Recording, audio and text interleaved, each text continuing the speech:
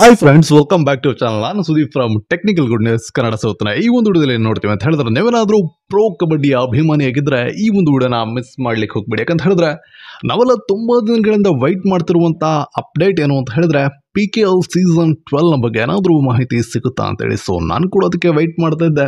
So that waiting is and ಯಾಕಂತ ಹೇಳಿದ್ರೆ PKL season 12, so ಇದಕ್ಕೆ ಎಲ್ಲ ತಯಾರಿಗಳು ನಡೀತಿದೆ. ಅದರ ಜೊತೆಗೆ ಆಕ್ಷನ್ ಏನಿದೆ ಅದಕ್ಕೆ ಮೈನ್ ಆಗಿ ತುಂಬಾ ಬೇಗ ಆಕ್ಷನ್ ನಡೆಯುತ್ತೆ ಅಂತ ಹೇಳ್ಬೋದು. ಯಾಕಂತ ಹೇಳಿದ್ರೆ ಪ್ಲೇಯರ್ ರೀಕ್ಯಾಟಗರೈಸೇಷನ್ ಅಪ್ಡೇಟ್ ಈಗ ಆಲ್ರೆಡಿ ಸಿಕ್ಕಿದೆ ಗುರು. ಸೊ ಹಾಗಾಗಿ ಏನು ಇದು ಪ್ಲೇಯರ್ ರೀಕ್ಯಾಟಗರೈಸೇಷನ್, ಹಾಗೆಯೇ ನಮ್ಮ ಬೆಂಗಳೂರು ಬುಲ್ಸ್ ತಂಡ ಏನಿದೆ, ಸೊ ಇದರಲ್ಲಿರುವಂಥ ಪ್ಲೇಯರ್ಸ್ಗಳು ಯಾವೆಲ್ಲ ಕ್ಯಾಟಗರಿಗೆ ಈ ಸಲ ನಾಮಿನೇಟ್ ಆಗಿದ್ದಾರೆ, ಹಾಗೆಯೇ ಯಾವ ಪ್ಲೇಯರ್ಸ್ಗಳ ಬಗ್ಗೆ ನಮ್ಮ ಟೀಮ್ ಈ ಸಲ ಮ್ಯಾನೇಜ್ಮೆಂಟ್ ಟಾರ್ಗೆಟ್ ಮಾಡುತ್ತೆ, ಹಾಗೆಯೇ ಎ ಕ್ಯಾಟಗರಿಯಲ್ಲಿ ಯಾವೆಲ್ಲ ಪ್ಲೇಯರ್ಸ್ಗಳಿದ್ದಾರೆ ಅಂತ ನೀವು ಕೂಡ ತಿಳ್ಕೊಬೇಕಂತ ಹೇಳಿದ್ರೆ ಈ ಒಂದು ಅಪ್ಡೇಟನ್ನು ಮಿಸ್ ಮಾಡಬೇಡಿ. ಸೊ ಬನ್ನಿ ವಿಡಿಯೋನ ಡೈರೆಕ್ಟಾಗಿ ಶುರು ಮಾಡೋಣ. ನಮ್ಮ ಬುಲ್ಸ್ನ ಅಪ್ಡೇಟನ್ನು ತಿಳ್ಕೊಳ್ಳೋಣ.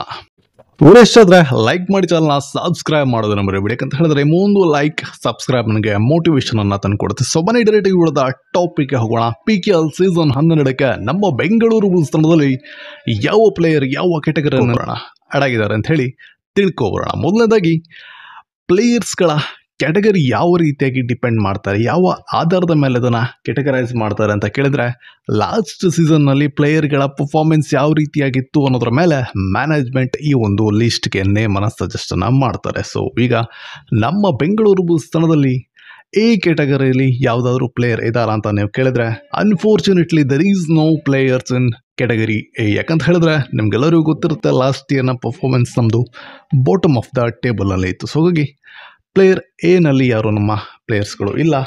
ಬಟ್ ಕ್ಯಾಟಗರಿ ಬಿ ಅಂತ ಬಂದಾಗ ಇಲ್ಲಿ ಪ್ರದೀಪ್ ನರ್ವಾಲ್ ಅವರು ಕ್ಯಾಟಗರಿ ಬಿನ ಪ್ಲೇಸ್ನ ತಗೊಂಡಿದ್ದಾರೆ. ಸೊ ಇದರ ಬೇಸ್ ಪ್ರೈಸ್ ಏನಿರುತ್ತೆ ಅದು 20 lakhs ಶುರುವಾಗುತ್ತೆ.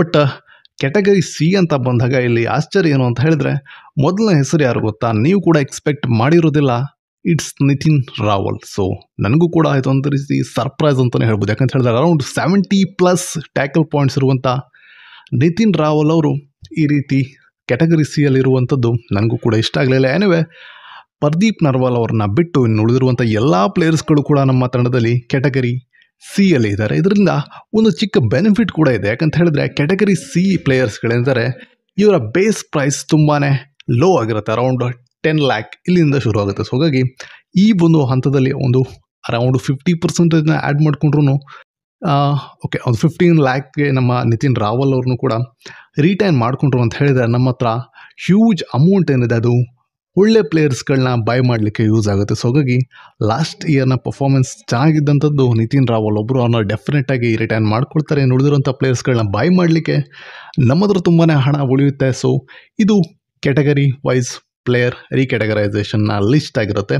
ಕ್ಯಾಟಗರಿ ಎನಲ್ಲಿ ಯಾವುದೇ ಪ್ಲೇಯರ್ ಇಲ್ಲ ನಮ್ಮ ತಂಡದಲ್ಲಿ, ಕ್ಯಾಟಗರಿ ಬಿನಲ್ಲಿ ಪ್ರದೀಪ್ ನರ್ವಾಲ್, ಹಾಗೆಯೇ ಸಿನಲ್ಲಿ ಉಳಿದಿರುವಂಥ ಎಲ್ಲ ಪ್ಲೇಯರ್ಸ್ಗಳು ಇದ್ದಾರೆ, ಇನ್ಕ್ಲೂಡಿಂಗ್ ನಿತಿನ್ ರಾವಲ್. ಸೊ ಈ ಅಪ್ಡೇಟ್ ನಿಮಗೆ ಇಷ್ಟ ಆಯಿತು ಅಂತ ಹೇಳಿದ್ರೆ ನೀವು ಫ್ರೆಂಡ್ಸ್ಗಳಿಗೂ ಕೂಡ ಶೇರ್ ಮಾಡಿ, ಹಾಗೆಯೇ ಬುಲ್ಸ್ನ ಅಭಿಮಾನಿಯಾಗಿದ್ದರೆ ಚಾನಲ್ನ ಲೈಕ್ ಮಾಡಿ ಸಬ್ಸ್ಕ್ರೈಬ್ ಮಾಡ್ಕೊಳ್ಳೋದನ್ನು ಮರಿಬೇಡಿ. ಸೊ ಇದರ ತಿರುಗುವಂಥ ಬೆಸ್ಟ್ ಅಪ್ಡೇಟ್ಸ್ಗಳಿಗಾಗಿ ನಮ್ಮ ಚಾನಲ್ನ ಸಬ್ಸ್ಕ್ರೈಬ್ ಮಾಡ್ಕೊಳ್ಳಿ ಅಂತ ಹೇಳ್ತಾ ಸಿಗೋಣ ನೆಕ್ಸ್ಟ್ ವಿಡಿಯೋದಲ್ಲಿ ಮತ್ತೊಂದು ಬೆಸ್ಟ್ ಅಪ್ಡೇಟ್ ಜೊತೆಗೆ. ಅಲ್ಲಿವರು ಟೇಕ್ ಅಂತ ಹೇಳ್ತಾ finally this Sudeep signing of.